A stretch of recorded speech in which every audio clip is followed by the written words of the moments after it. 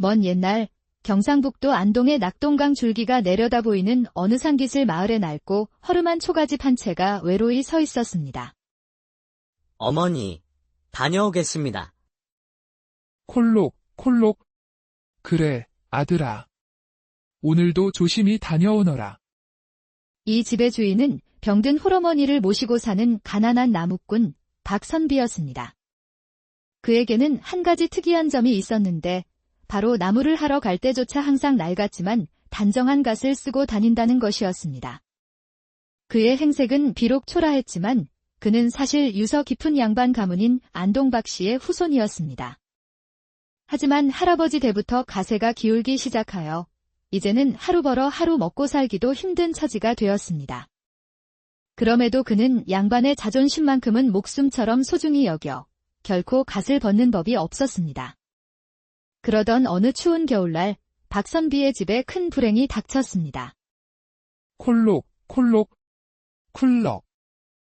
어머니, 괜찮으십니까? 바로 그의 어머니가 지병이 악화되어 자리에 눕게 된 것이었습니다. 당장 의원을 불러 약을 지어야 했지만 집에는 쌀 한 톨조차 남아있지 않았습니다. 결국 그는 마지막 희망을 품고 같은 안동박 씨 일가부치를 찾아가 도움을 청했습니다. 형님, 숙부님, 부디, 돈을 조금만 빌려주실 수 있겠습니까? 어머님 약값이라도 마련해야 합니다. 그러나 그에게 돌아온 것은 얼음장처럼 차가운 외면뿐이었습니다. 이 사람아, 빌려주면 갚을 능력은 있고 사람은 다 제 분수에 맞게 사는 법이라네. 자네 형편이 그 모양인 것을 누굴 탓하겠나. 하늘을 원망하는 수밖에. 허허. 약값을 구하지 못한 박선비가 할 수 있는 일은 다시 도끼를 들고 산으로 향하는 것뿐이었습니다. 그는 평소보다 몇 배나 더 많은 나무를 해장터에 나갔지만 사람들은 거들떠보지도 않았습니다. 책만 읽던 선비님이라 뭘 모르시나 본데. 이런 나무는 너무 말라서 불이 금방 꺼진다고. 안 사요, 안 사. 해는 점점 서산으로 기울고 나무는 한 짐도 팔지 못한 채 시간만 흘러갔습니다. 박선비는 팔리지 않은 나무 더미를 보며 망연자실했습니다. 오늘까지 약을 지어 드리지 못하면 어머니께 정말 큰일이 날 텐데. 가까운 피부치에게도 외면당하고 나무 한 짐 팔지 못해 약 한 첩 쥐어 드리지 못하는 이 불효자를 용서하지 마소서. 그가 눈물을 머금고 나무짐을 다시 지으려던 바로 그때였습니다. 그의 앞에서 옥굿을 굴러가듯 맑은 목소리가 들려왔습니다. 저기요. 이 나무 전부 얼마인가요? 고개를 들어보니 그의 앞에는 비단 옷을 곱게 차려입은 아리따운 처녀가 서 있었습니다. 이 나무 전부 얼마에 파시는지요? 저요. 아니, 나무 말입니까? 예, 나무 말이에요. 전부 다 해서 얼마인가요? 하루 종일 누구에게도 듣지 못했던 물음에 박선비는 놀라 아무 말도 하지 못했습니다. 아, 팔지 않으시는 건가요? 그럼 이만. 아니요. 팝니다. 팔아요. 한 짐에 한 양이니 전부 다 하시면 5냥입니다. 아, 그렇군요. 여기 있습니다. 처녀는 환하게 웃으며 복주머니에서 엽전 꾸러미를 꺼내 박선비에게 건네주었습니다. 그 순간 박선비의 심장이 세차게 뛰기 시작했습니다. 세상에, 하늘이 나를 어여삐 여겨 선녀를 보내주신 것인가? 그러나 감상에 젖어 있을 시간이 없었습니다. 그는 정신을 차리고 벌떡 일어났습니다. 이러고 있을 때가 아니야. 어서 어머니께 약을 사드려야 해. 박선비는 곧장 의원을 향해 달려가 처녀에게 받은 돈으로 탕약을 지었습니다. 다행히 약을 드신 어머니의 병세는 눈에 띄게 좋아졌습니다. 아들아, 고맙구나. 덕분에 이제 좀 살 것 같아. 천만에요. 어머니. 참으로 다행입니다. 하지만 병세가 호전되었다 해도 기력을 회복하려면 음식을 잘 드셔야 했습니다. 박선비는 어머니께 죽이라도 끓여드리고자 다시 나무를 해장터에 나갔지만 여전히 아무도 그의 나무에 관심을 주지 않았습니다. 이거 원. 쌀은커녕 쌀겨도 구경 못하겠구나. 그가 슬퍼하며 발길을 돌리려던 그때 또다시 그 맑은 목소리가 들려왔습니다. 이 나무 전부 얼마인가요? 며칠 전 나무를 사갔던 바로 그 아리따운 처녀였습니다. 그녀가 맑은 눈망울로 자신을 바라보자 박선비는 놀란 것도 잠시, 이내 얼굴을 붉히며 답했습니다. 아, 오늘은 새냥입니다. 처녀는 또다시 환히 웃으며 돈을 건넸고 그 덕에 박선비는 흰쌀을 사 어머니께 죽을 끓여 드릴 수 있었습니다. 그 후로도 기적 같은 일은 계속되었습니다. 박선비가 장터에 나갈 때마다 해가 질 무렵이면 어김없이 그 처녀가 나타나 나무를 전부 사가는 것이었습니다. 이 나무 전부 얼마인가요? 처녀 덕분에 박선비의 살림은 날이 갈수록 윤택해졌고 텅 비었던 쌀독에는 쌀이 가득 찼으며 밥상에는 반찬 가짓수가 늘어갔습니다.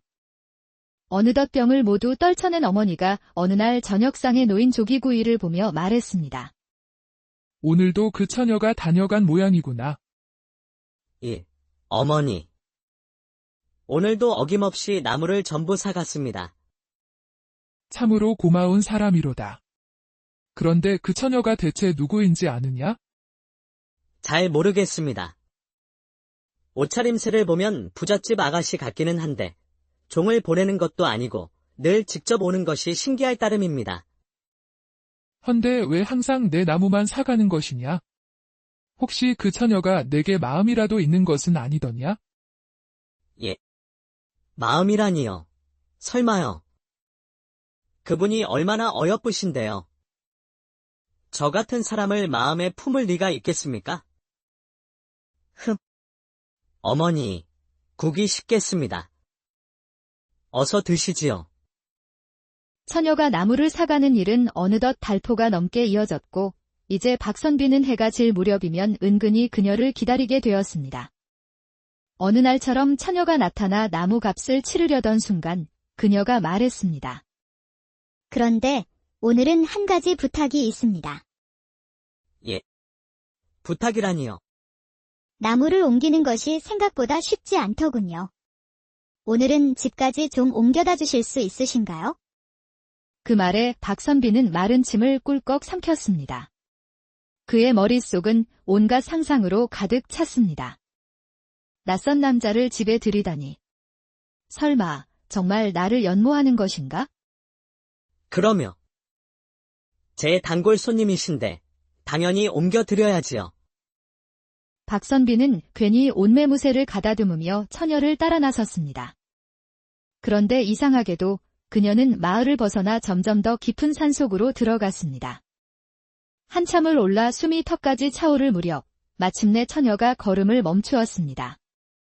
여기가 저희 집입니다. 그녀가 가리킨 곳에는 깊은 숲속 풍경과는 도무지 어울리지 않는 웅장한 기와집이 자리하고 있었습니다. 어서 들어오시지요. 처녀는 나무를 내려놓게 한 뒤 그를 집 가장 안쪽의 사랑방으로 이끌었습니다. 방 안에 나란히 앉자 처녀가 그의 눈을 바라보며 말했습니다. 사실 제가 나무를 옮겨달라 청한 것은 정말 무거워서가 아닙니다. 선비님께 꼭 드리고 싶은 말씀이 있어 이리 모셨습니다. 예. 그것이 무엇입니까? 긴장한 채 묻는 박선비의 손을 처녀가 덥석 잡으며 말했습니다. 선비님, 혹시 제 서방님이 되어주실 수 있으십니까? 예. 서방님이. 박선비는 놀라 얼굴이 홍당무처럼 빨개졌지만 이내 그의 얼굴에는 환한 미소가 피어올랐습니다. 이토록 아리따고 부유한 여인이 나를 마음에 두었다니. 이게 웬 굴러들어온 복이란 말인가. 가진 것이라곤 양반이라는 자존심뿐인 그에게 마다할 이유가 전혀 없었습니다. 그가 당장 수락하려던 그 순간 처녀가 말을 이었습니다. 그런데 한 가지 먼저 말씀드려야 할 것이 있습니다. 무엇이랍니까? 어서 말씀해 보시지요. 저는 사실 백정의 딸이옵니다. 그 말에 박선비의 눈빛이 세차게 흔들렸습니다. 지금 뭐라 하셨습니까? 백정의 딸이라고요? 예, 제 아버지는 백정이셨습니다. 하지만 누구보다 성실히 일해 많은 재산을 모으셨고 그 덕에 저는 부족함 없이 자랄 수 있었습니다. 허나 사람들은 여전히 저희를 멸시했고 얼마 전 아버지가 세상을 떠나신 뒤로는 홀로 지내왔습니다.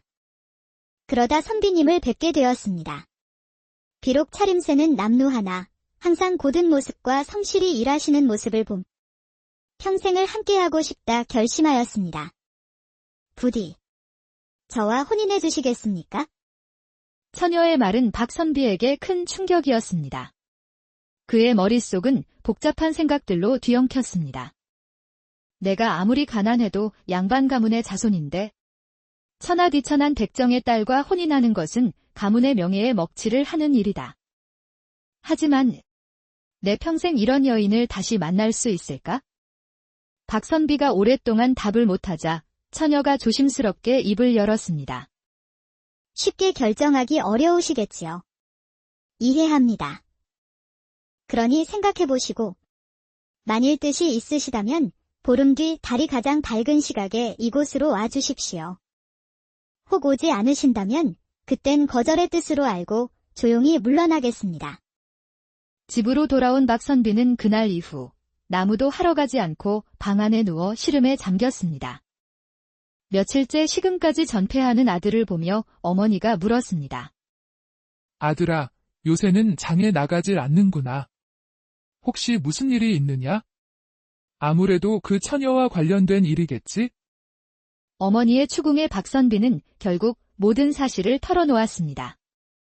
그래서 내 마음은 어떠하냐? 솔직히 말씀드리면 그 처녀가 싫지 않습니다. 오히려 좋기까지 합니다. 그럼 되었구나.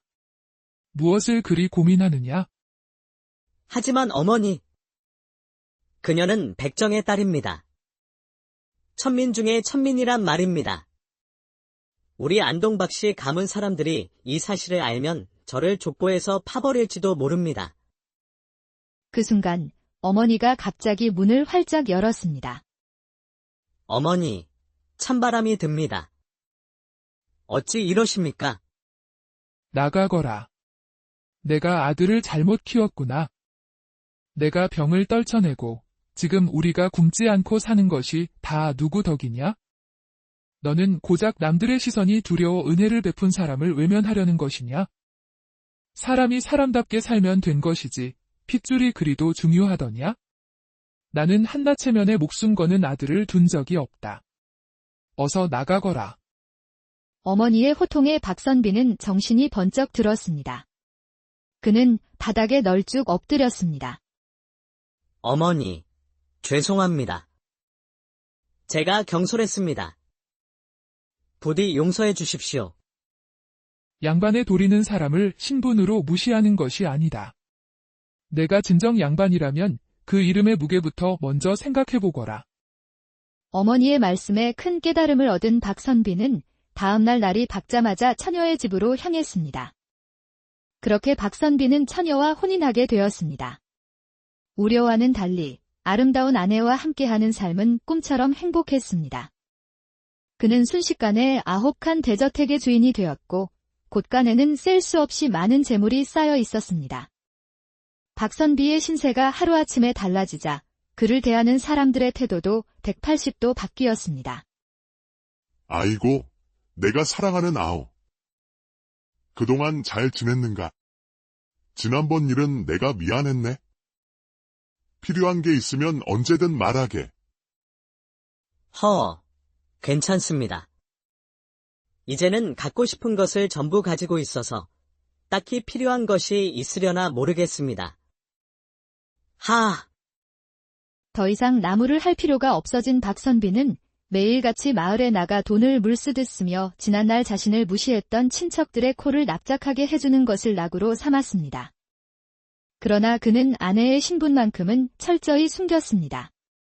양반인 친척들에게 차마 아내가 백정의 딸이라는 사실을 말할 수 없었던 것입니다. 그러던 어느 날이었습니다. 그날도 박선비는 친척들과 주막에서 술을 마시고 있었습니다. 아이고, 술맛 좋다. 그렇지 않습니까? 바로 그때 문 밖에서 다급한 목소리가 들려왔습니다. 서방님, 그의 아내였습니다. 박선비는 깜짝 놀라 밖으로 뛰쳐나갔습니다. 부인, 여긴 어쩐 일이요? 웬만하면 마을에 나오지 말라 했을 텐데. 그것이 어머님께서 갑자기 몸이 좋지 않으셔서 뭐요? 박선비는 황급히 집으로 달려갔습니다. 하지만 그의 뒤를 밟는 이들이 있었으니 바로 그의 친척들이었습니다. 아니, 새색시가 저리도 어여뻤다니. 무언가 숨기는 게 분명해. 한번 따라가 보세. 집에 도착한 박선비는 거친 숨을 몰아쉬는 어머니를 보고 깜짝 놀랐습니다. 어머니, 어찌 일이 되신 겁니까? 그리고 당신은 어머니가 일이 되실 때까지 무얼 하고 있었던 거요? 박선비는 다짜고짜 아내를 향해 소리쳤습니다. 그러자 어머니가 그를 꾸짖었습니다. 시끄럽다. 내가 어찌 새아가에게 그런 말을 하느냐? 내가 밖으로 나돌며 술이나 마시는 동안 이 아이가 나를 얼마나 정성껏 보살폈는지 아느냐? 아들아, 이 아이가 베푼 은혜와 내가 처음 품었던 그 마음으로 이 아이를 다시 보아라. 아비가 백정이라 한들 그게 무엇이 대수더냐? 그렇게 말을 마친 어머니는 아들의 손을 꼭 쥔 채 천천히 눈을 감았습니다. 어머니, 어머님, 그런데 그들의 슬픔을 저 멀리서 지켜보며 비릿한 미소를 짓는 이가 있었습니다. 세상에, 저놈의 색시가 백정의 딸이라고. 재미있게 됐군. 바로 기둥 뒤에 숨어 모든 이야기를 엿들은 박선비의 친척이었습니다.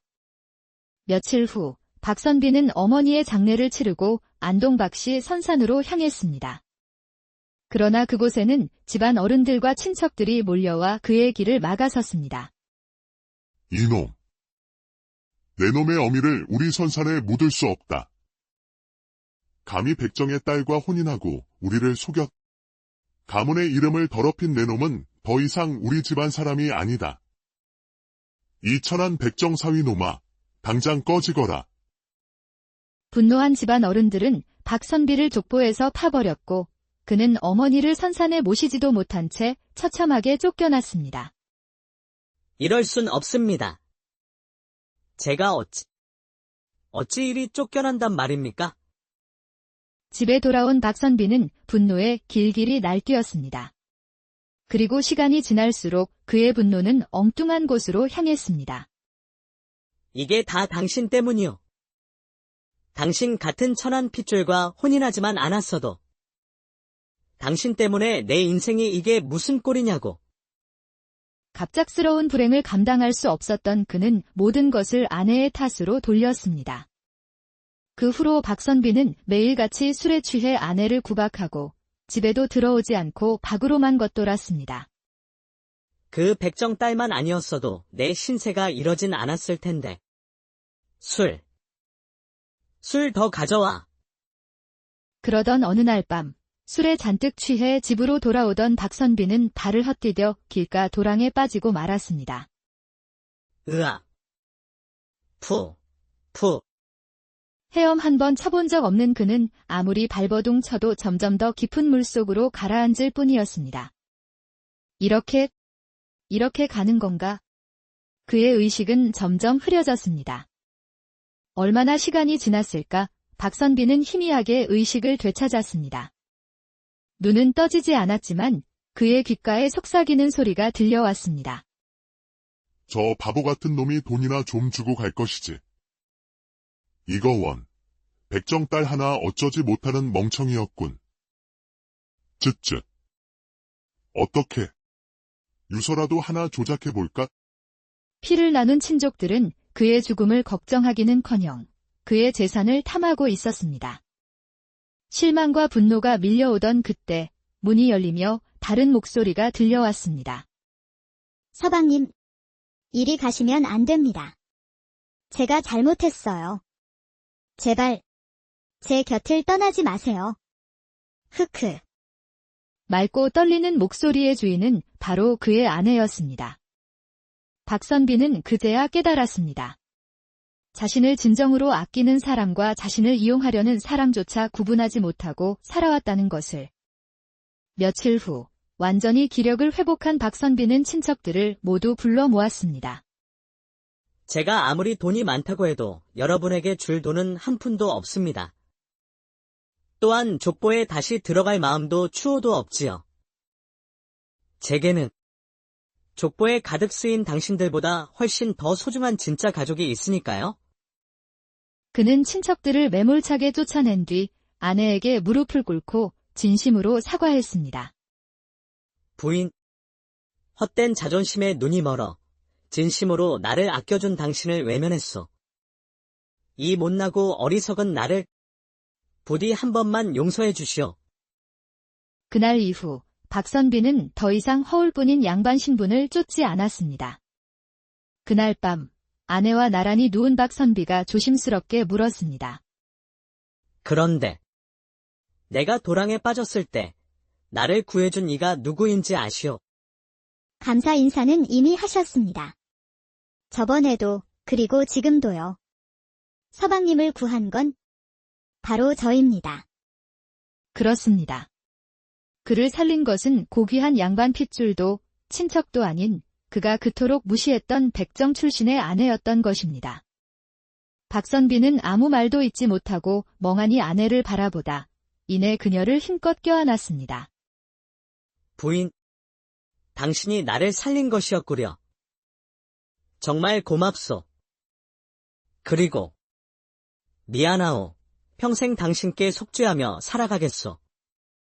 서방님, 부부가 어찌 속죄만 하며 살아간답니까? 함께 웃고, 울고, 사랑하며 살아가는 것이 부부지요. 그러니 이제 지난 일은 잊으시고, 앞으로 우리가 함께 살아갈 행복한 날들만 생각하세요. 그날 이후 두 사람은 더 이상 신분이나 핏줄 같은 보이지 않는 것에 얽매이지 않았습니다. 오직 눈앞에 서로만을 바라보며 삶의 어떤 고난이 닥쳐도 서로의 손을 꼭 잡고 헤쳐나갔습니다. 그렇게 두 사람은 세상 그 어떤 양반들보다도 더 풍요롭고